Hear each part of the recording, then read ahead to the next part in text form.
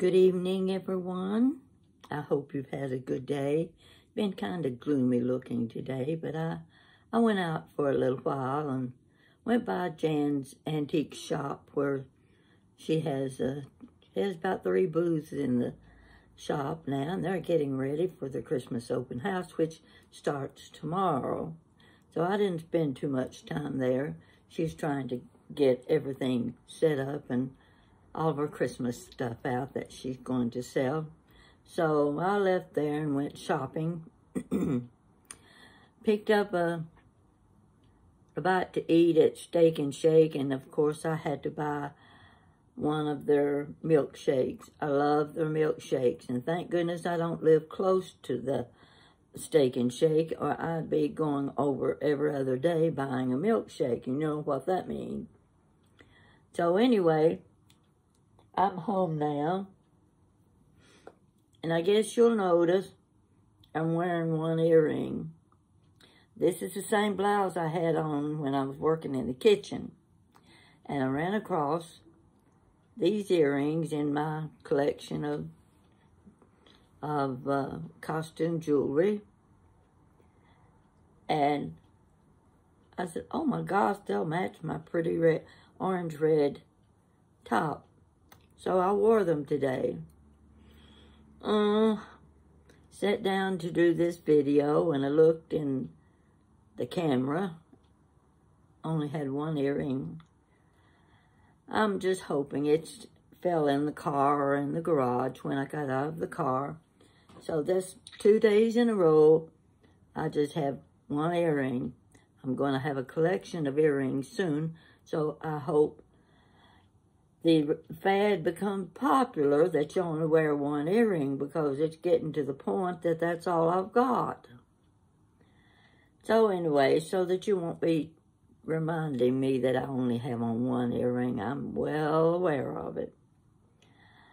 I thought I'd go back in time for this story and get me out of the kitchen. I don't like staying in the kitchen too much. But the first thing I want to call attention to, especially because I've had so many new subscribers, and most of you aren't aware of how many stories and videos I have put on YouTube. At present time, I think I've got about 185 videos. That's the truth. I'm telling it like it is. I counted them.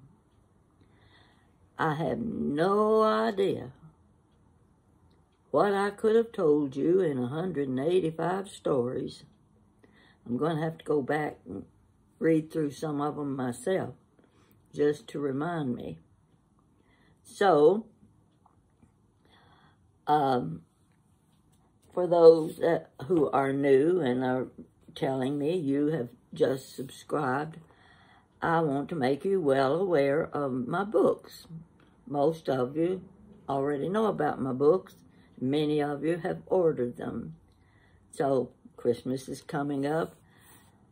Reading material is one of the best things you can give as a gift, as long as it's kind of reading a person likes. Now, in my case, you gotta like a little bit of old-time family history, a little bit of cooking in the kitchen, and a little bit of no-nonsense stories, and some that I shouldn't even be telling.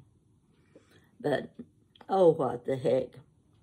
They're my stories, and they're mostly about me, so I have the right to talk about myself if I want to. Now, let's go with the first book, which happened to be this. Wait till you hear this one. Now, that's a picture of the house where I was raised. Now, it's a caricature type picture, but it gives you a general idea. We had a porch on the one half. This is the front bedroom, and of course that little window is just part of the attic. So, just to give you a general idea, that's what our house looked like in front. And see the front door, there's big glass window all the way down in the front door. And this was the living room window. And there's the swing that I've talked about in many of my stories. So, this book has 100 true stories in it. Many of them you will be able to relate to. You'll say, oh, I used to do that. Or I remember when my mother or my uncle or my grandmother did those things. So that will give you a reason to want to read this book, because they are all true stories and there are more to go. Now, that's the first book. These books are $15 each. You order them from Amazon. I started with the second book, and in that book, I was adding a section for recipes. And I got a young man who worked with the Carnegie Center to edit and advise me about my books because it was being self-published. And he said, Pat, your book's too long. You need to divide it up. You need to put the stories in one book and the recipes in another book. So that's what I did. So the second book, this is it right here. Hold it, Lord, hold it. I'm not finished yet. That you can figure out for yourself. I'm 87 years old, and I'm not finished with telling my stories. You've got to let me tell them all before you decide it's my time. So, 73 more stories, all anywhere from 2 to 5 pages long. That's just long enough for you to keep this book in your bathroom library. Everybody men especially, like to read in the bathroom. So you can read 1 or 2 stories while you're in the bathroom and keep it in your little library, and you don't have to just sit and twiddle your thumb. So that's the second book. And, well, let's see. Let me see what it said inside. Right inside the front. Let's get to the right page. Oh, no, I can't find it. It's going to take me a few minutes. I'll do that later. This is the second half that became the cookbook. As you can see down here, it says, make mine the Blue Plate Special.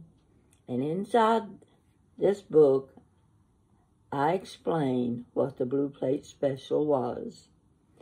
And I'll let you order the book and read it for yourself. I'm not going to tell you. But this is my bowl right here. This is my vegetable soup. Looked good, don't you think? And it was good. Beef vegetable soup. That's one of my recipes. So, keep these in mind, these 3 different books, if you're looking for a Christmas gift, especially an elderly person that is homebound.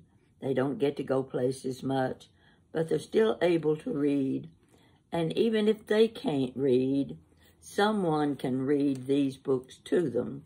And some of them, and some of you, can still get in the kitchen and do a little cooking. So you might find some recipes that you like. Keep this in mind. I just thought it'd be a good time to advertise and give you some ideas for your Christmas gifts. So you go on Amazon and you can order any of those 3 or all 3 if you like. Quite a few of you have already ordered the books, and I will say I really appreciate what you've done. I did this partly to establish a little family history and to leave it behind when I'm gone. But I also wanted people to enjoy reading about my family and me. So that's all I want to say about my books. Just write it down and contact Amazon. I'm going to tell you a story. I think I am, if I can remember it. We're going to go back about 70, 75 years. That's a long time for some of you. But to me, it's just a few months and years ago, it seems like. I want to go back to the house where I lived, where the whole family, 9 of us kids were raised there. 3 bedrooms, only 2 bedrooms for a while, because Daddy built the house when he was young, and there were just 2 or 3 children in the family. Now, I was just remembering a few facts about the house, and I thought about the linoleum rug in the dining room. We had a dining room.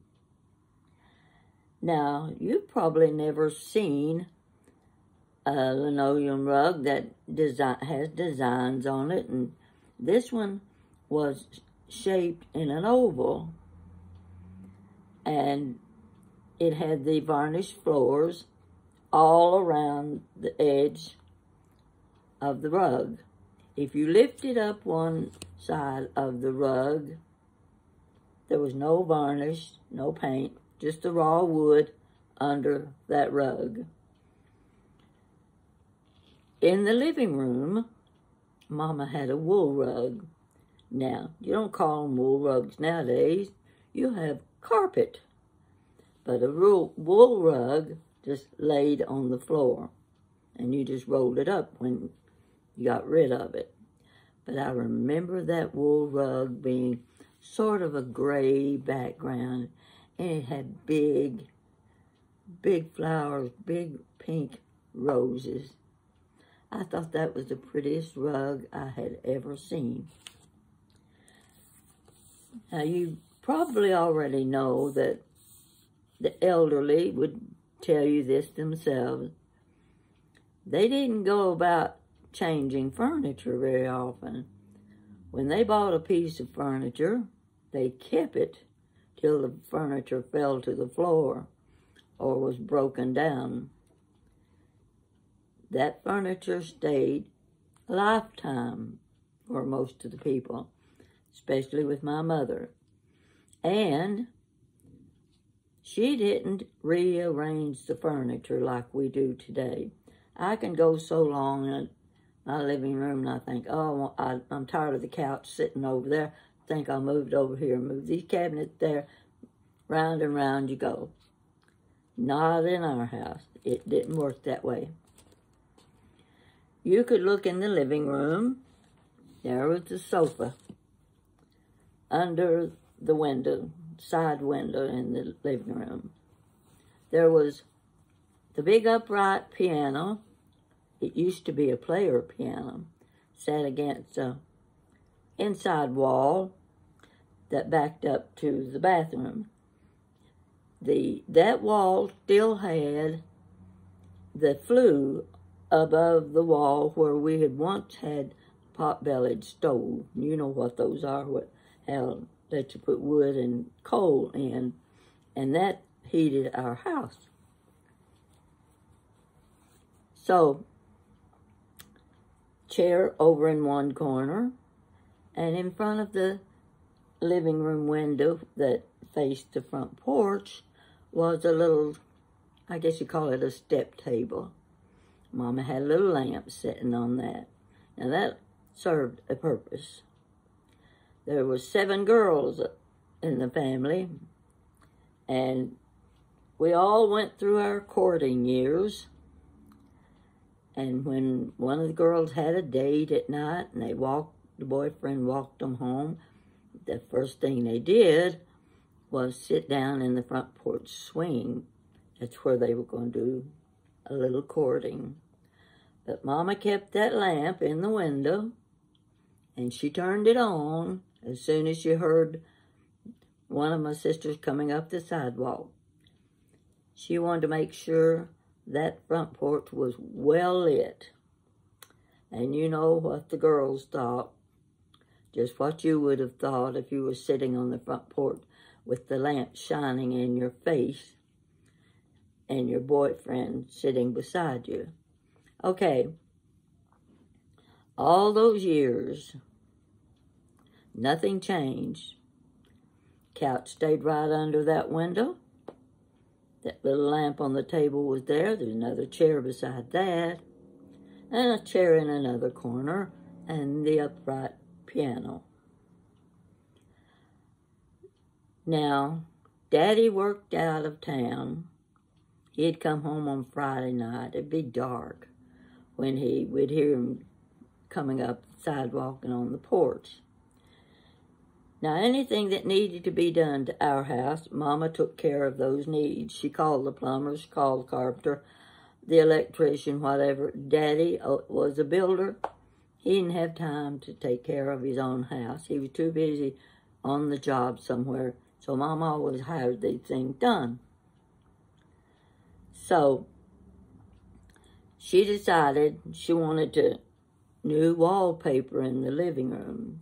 Now, one of the reasons she wanted the new wallpaper, was because the old wallpaper was coming off the walls.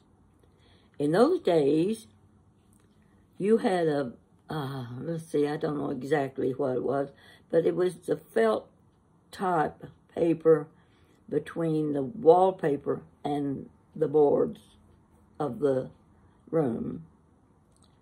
And the felt paper had come loose, and you also papered your ceiling. You didn't have those plaster ceilings then.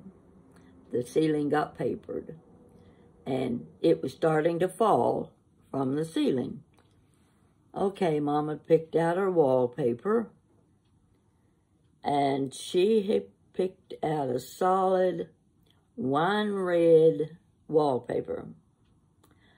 That was not very common in those days. It was, you might say, she was ahead of her time. And the wallpaper was placed, and it had a border. It was a cascade border in white.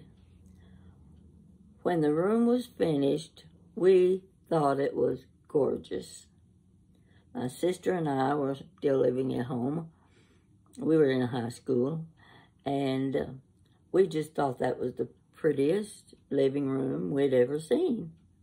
It was just beautiful with that solid red wallpaper. Not a new piece of furniture, no new curtain. Mama had her lace panels that she used year after year. So nothing changed except the wallpaper. Okay,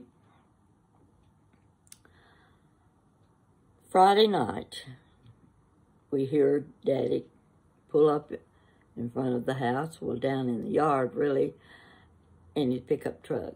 And we're standing in the living room waiting for him to come in the house. We can't wait for him to see the new wallpaper, that beautiful red wallpaper. We're standing around practically pitter-patting with our feet, getting excited. The door opens, Daddy walks in, he's got his lunchbox, he's got his jump jacket, and of course his hat's on his head. And we're standing there waiting, and he looks, and here we all are grinning like possums, and must be something going on. What's this all about? Well, my sister says, Daddy, do you see anything new? Well, he looks around, and on one side to the other of the room, and up and down. No.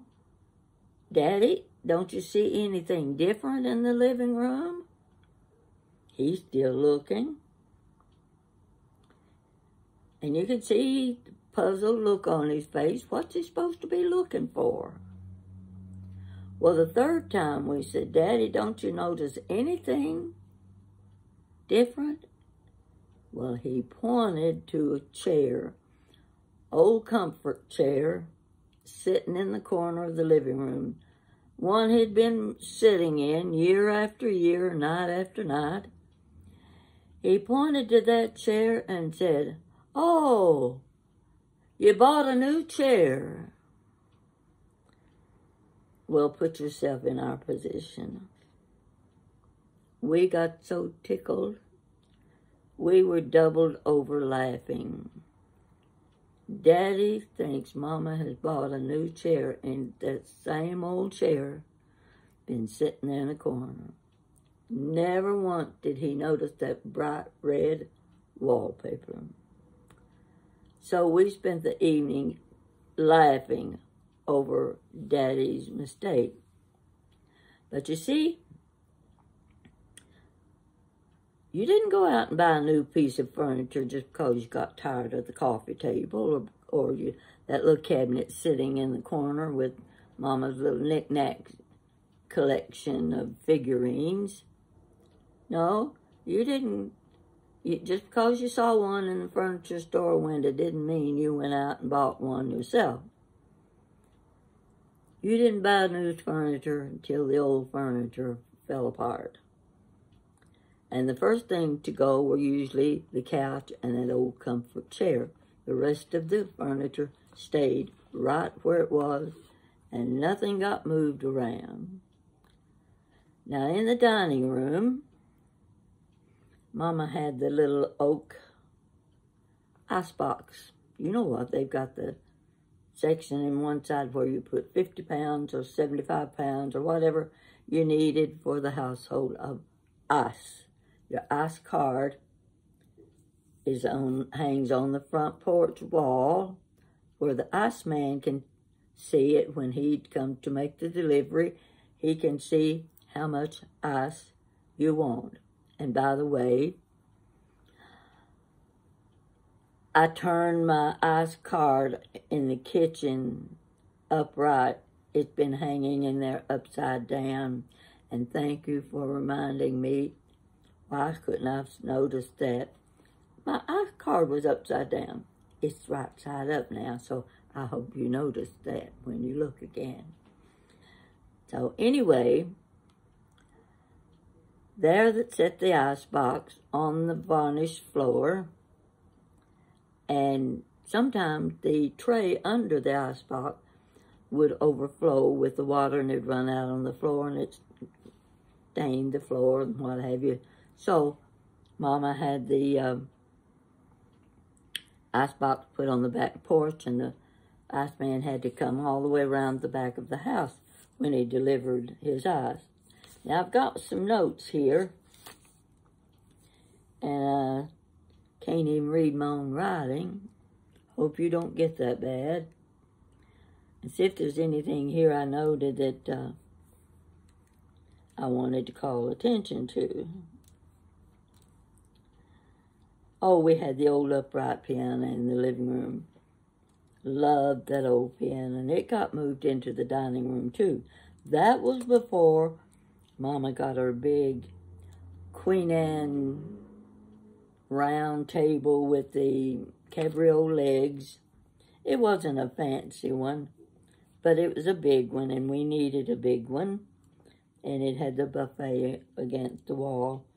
So when we got that, the old piano went out the door. And only one in the family that could play the piano.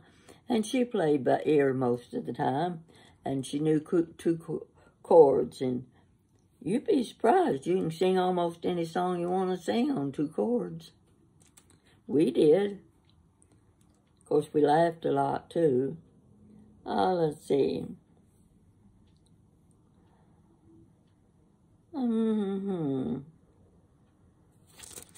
Let's go to the next page.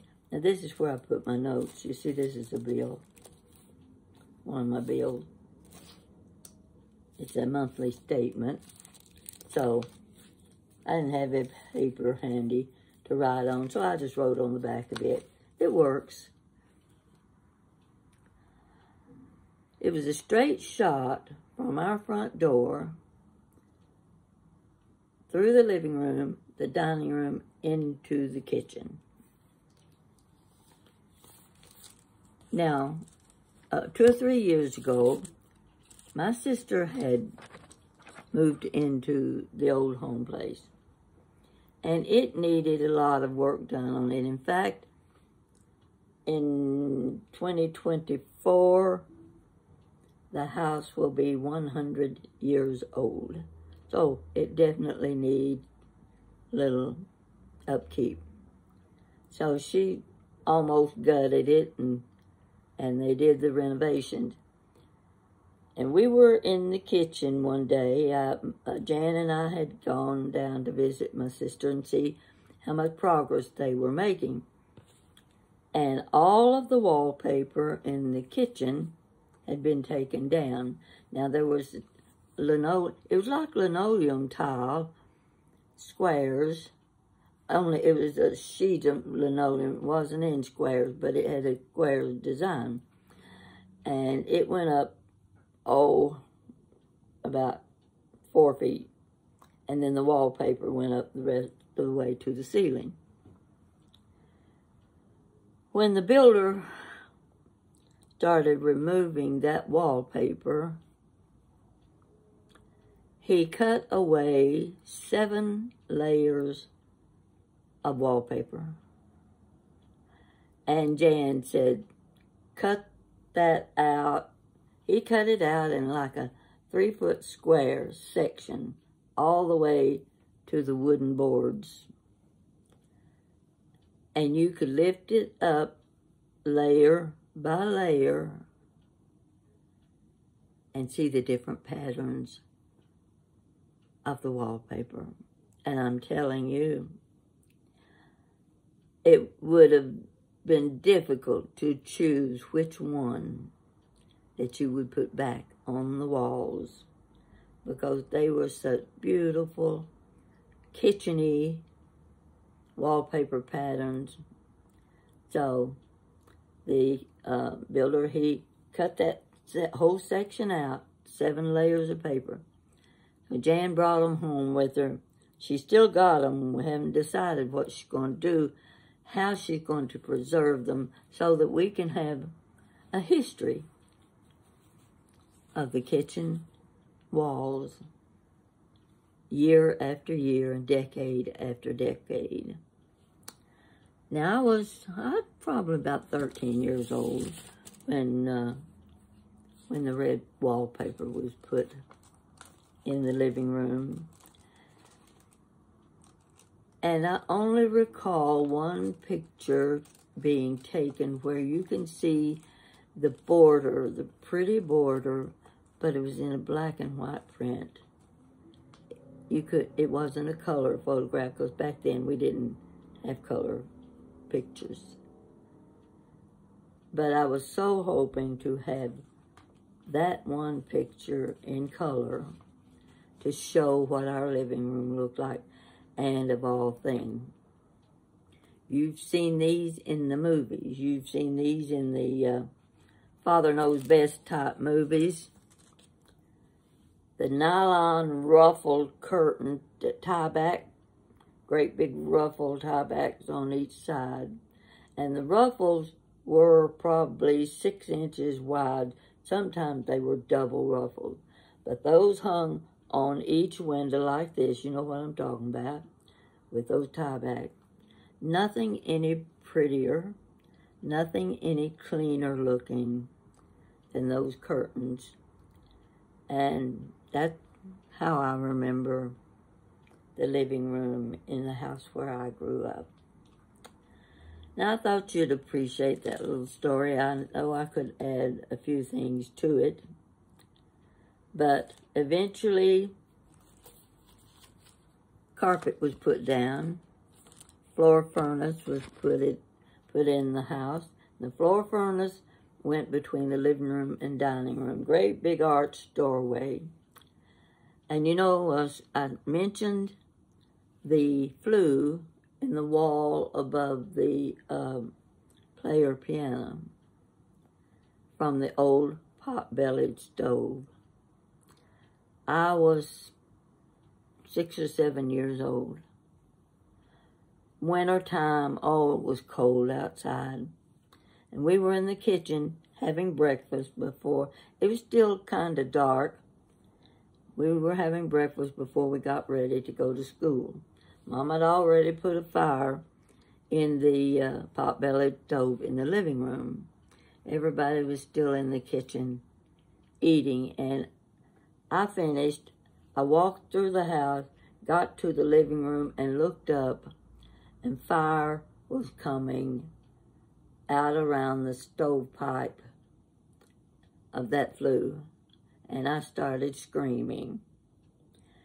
And a neighborhood young man who stayed with us at night when Daddy was working out of town, he was there too, having breakfast, and everybody was grabbing. Mama had those great big wash pans, aluminum wash pans, and buckets. You always, in those days, you had buckets and big pans and things. And everybody was filling up the pans with water from the kitchen, running back and forth, throwing water on the wall where the flames were coming out around the flue. But the fire truck got there in time to put out the fire, so we didn't really do too much damage. Of course, I'm sure the wall had to be replaced. I just don't remember that because I was too young to remember all those things. So that I do remember about, but that was before we got the red wallpaper. And to this day, I think I would be willing to put red in my living room and put that beautiful white cascade border at the ceiling.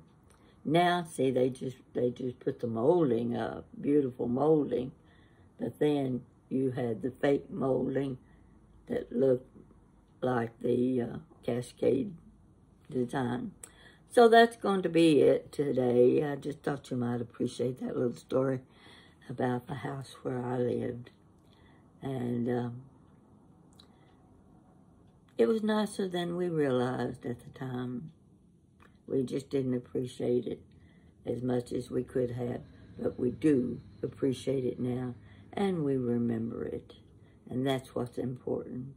So I hope you have memories like that too. I hope you have stories you can tell, and save those stories for your children and grandchildren. They don't show any interest now, but one day they will. One day they will be telling the story that Grandma told me. Thank you for watching. I'll be with you again in a day or two, and don't forget to check on my books. You might find it the ideal Christmas gift, and I hope it is. Thank you.